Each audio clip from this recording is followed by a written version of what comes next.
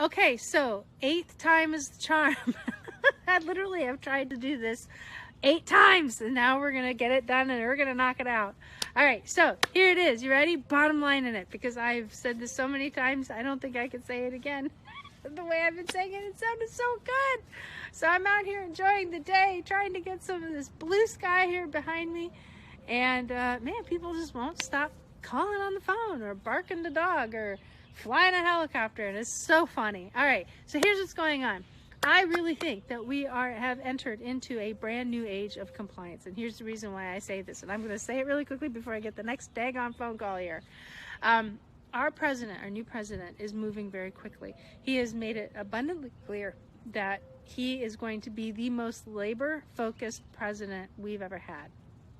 All right, fair and warning shot, right?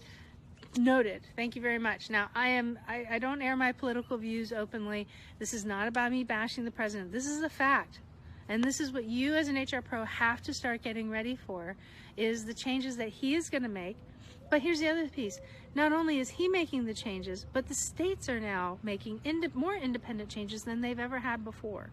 You know, the president's domestic agenda, the president only has 18 months when he comes into office to get his domestic agenda set and up and running. Because after that, then we focus on midterm elections. After midterm elections, then we do the warm-up.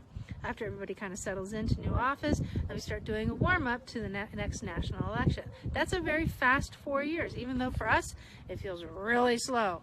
But it is. It's actually a very fast-moving process. So our president is actually moving very, very quickly. He has made massive changes within the first 100 days, even though we have had a new support package that has come out that's cost trillions of dollars, which is great, but we're also going to be preparing for our next major tax hike.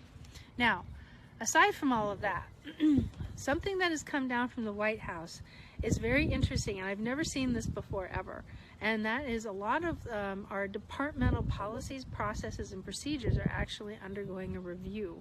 So the Department of Labor, the EEOC, the OFCCP, OSHA, right? OSHA actually has been required, sent an executive order that they had to make specific changes. OSHA has also included information, has been required to put information out there about very specific things that companies need to do in order to protect themselves and protect employees and during this continuing pandemic, which really we're in an endemic situation now. So additional investigators are going to be added. Matter of fact, they're already in the process of getting those guys online and getting them out there and taking a look and see what's going on. He is serious. The president is absolutely serious. Now, what comes with this is that companies are not prepared. Comes massive, massive fines and penalties, to the point where if you're a small business, for instance, and you have a lot of penalties, businesses don't have deep pockets, especially right now. Some businesses have done really well during COVID, but there's some other businesses that have been really just hanging on literally by the hair of their chinny chin chin. And if that's the case, then massive fines could very well put somebody out of business, and we don't want to see that happening. So this really is becoming an era of compliance. Compliance has to be top of mind, and along with your people. So it's finding that very delicate balance, right? If we are not focused in on compliance, here's the thing. Here's the biggest penalty of all. It's not necessarily the money. It's not necessarily the bad PR. It's going to be the lack of trust that you as an HR professional or an HR champion may experience from your staff, from your senior leaders, and from your CEO. Now, I've been in that situation where that trust has been challenged many, many times, and that comes with the job. But if you are more focused in on other initiatives, yes, HR is here to do good in the business. I absolutely agree. I absolutely agree. But we've got some crises going on. We've got a talent shortage crisis right now. We have, that is going to impact how a CEO looks at his people issues. We have rapidly changing regulations. And that is going to impact how a CEO can move forward. We have states never did this before, not at this volume. Yes, states made their own changes, right? But not like this. So we have more patchwork law in the United States now than ever before. It makes it even more complicated to keep track of the multi-state units that you actually operate in, plus what it is that you have to do. Today I've actually been researching North Carolina and Colorado, and I have to figure out how do I incorporate this stuff into a handbook.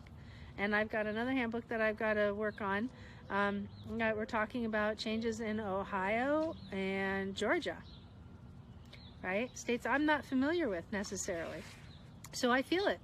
I'm going there. I'm doing it right along with you guys. Although I'm kind of smaller peanuts than you guys. I'm not in the seat actually, but nonetheless, I still feel it.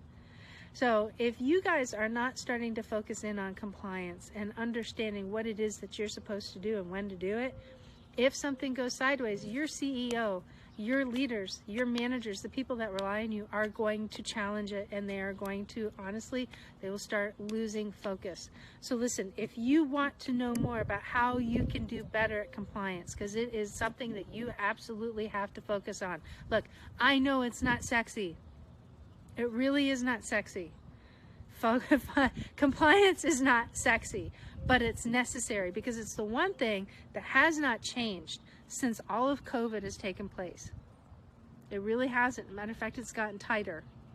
And out of all the things that we have, all the different employment laws, all the different type of course, case reelings and everything, really the only thing that changed was the implementation of the Families First Coronavirus Response Act, which now that emergency paid sick leave and emergency family leave is now voluntary till the end of September. And you know what? That may get extended as well. Who knows? And then the other thing too, really, the only other thing that I really saw that was lenient, that was made to be lenient, was verifying IDs on an I-9. You can now do it online for a short period of time. And I don't think we're going to be going back to that. I don't think it's going to stay. I think we're going to go back to the original. Yes, you have to look at the document in hand. You got to take a look at that, right? So that's it. Everything else has remained the same. Everybody still has to be compliant, right? And I think we've kind of gotten away from that because we were so focused on what was going on with COVID. Now, if you're a business owner, you're going to want to really make sure that you have somebody in seat who understands compliance, okay? You don't want to have to deal with it, but you also want to make sure that you're supporting that person as well. If they say, yes, we need to do this, then the mission that should exist between you and that person is to figure out, okay, here's what I need to do to move the business forward. Here's what you need to do to protect the business. How do we walk this path together? That's the key. That's the trick, right? How do you walk the path together? And vice versa with an HR person. If your CEO wants to do this, then you have to take a look and say, okay, so here's what we have as compliant-wise.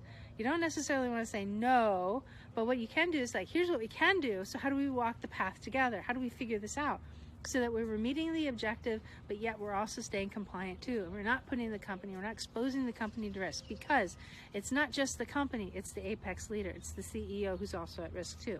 And a number one responsibility of an HR person is to protect the CEO. Number one responsibility of a company is not to make profit. It's to make sure that they bring in enough revenue to keep the doors open and keep paying their people. So that's what I want you guys to start thinking about. Start thinking about how do we get compliance in order. And look, if you need help, if you want, you can attend our mastermind, HR Compliance and Strategic Mastermind that's coming up. We'd love to have you in there. It's awesome. So go ahead and DM me, and we'll talk to you guys later. Bye.